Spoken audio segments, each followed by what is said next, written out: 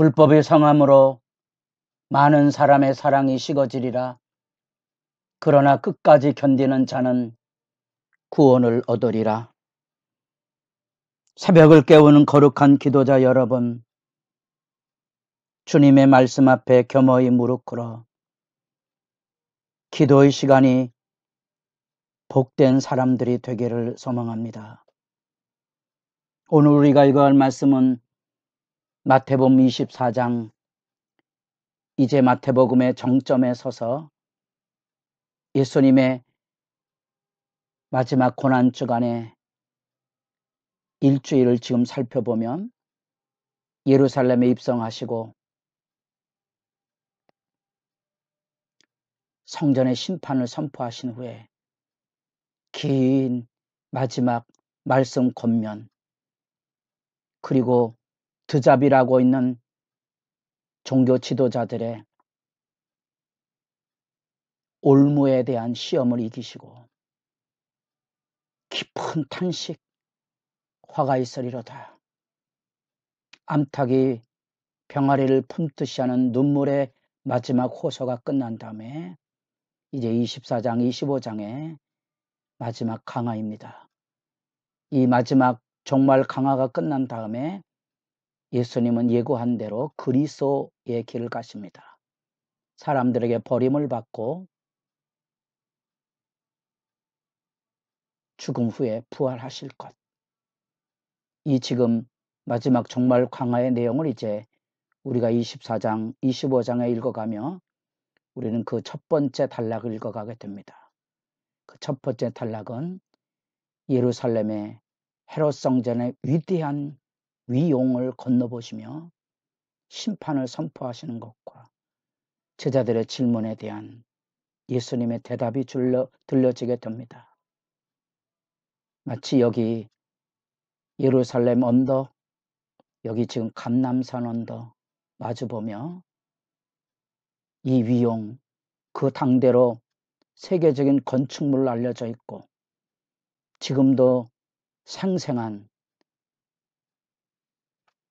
성전의 기초가 남아있어 그 기초석을 만져보면 장엄한다는 표현 그대로 보통 5m, 심지어 8m 이 정도 길이의 돌을 떠서 밑에 기초를 놓았던 이 위용, 가이사랴의 배가 입성할 때 밤에 이곳에 초막절 빛의 잔치를 벌이면 그 빛이 60여 킬로 이상 떨어진 그곳에 빛이 비추고 있는 산등성의 예루살렘, 예수님께서 이 성전을 떠나오시는 거죠. 예수님 떠나십니다. 다시 말하면 하나님께서 말씀하셨던 죄와 사망에 대한 하나님의 징벌을 예수님이 이 화로서 선포하시고 그 실제가 나타날 건데 예루살렘 성전과 예루살렘 도성이 파괴당하고 멸망의 나락으로 떨어질 것입니다. 우리가 무거운 마음으로 이런 말씀을 듣고 주의해 보아야 할 것은 우리가 지금 느끼고 있는 불과 한 세대 전만 해도 무슨 종말이 있을까? 이 땅의 번영과 번성을 구가했던 우리 사회 안에도 이제 종말의 어두운 그림자가 실체로 다가와 있다는 거죠. 더더구나 하나님의 위대한 부흥을 경험하고 주님의 교회의 영광을 선포했던 우리 교회들이 지금은 그 영광을 비추지 못하고 어둠에 무너져가는 슬픈 역사의 끝자락을 붙들고 있는 입장에서 눈물과 통해로서 엎드려질 수밖에 없고 어느덧 이제 그리스도인들의 마음에도 부활이 잊혀지고 천국이 잊혀지고 오직 이 땅에 잘 먹고 잔 사는 현실의 덫에 걸려서 신음하고 아파하고 엎어지는 모습 앞에 마음 아린 호소를 여러분들에게 다시 청합니다. 기도하십니까? 주의 나라를 기다리고 계십니까? 재난이 쏟아져 들어올 것에 대한 눈물이 여러분들 앞에 살아있습니까? 고난과 부활을 기다리던 전통적인 교회의 기도 무렵의 이 기간, 여러분들에게도 살아있기를 바라고, 베나도 교회의 재직으로서 주님 앞에 서서 떨고 서 있어야 될 기도의 초대를 재산 부탁합니다. 여러분이 믿음 안에 등불을 들고 서 있어야 될 사명이 뭔지, 하나님의 심판이 다가올 때 믿음이 무너지지 않기를 원하는 애타는 심정의 모습을 가지고 교회에 기둥처럼 쓰임받는 일에 거룩한 소망이 있기를 진실로 바랍니다. 24장 1절, 예수께서 성전에서 나와서 떠나가실 때, 여기 나와서 떠나가심, 마치 범죄한 예루살렘 선지자들이 외쳤던 그 실제 그대로 이사야 8장의 율법을 감하고 에스겔 10장,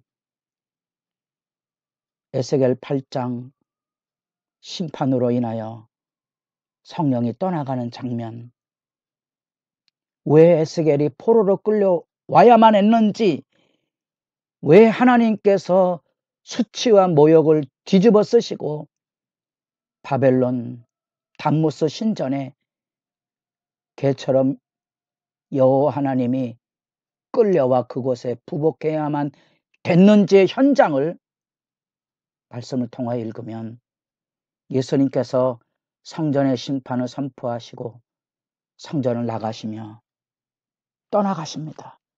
그 성전은 더 이상 하나님의 영광이 없는 사람의 영광으로 가득 찬 모습이고, 건너편 감람산에 이를 때 제자들이 위대한 헤롯 성전을 보고 묻습니다.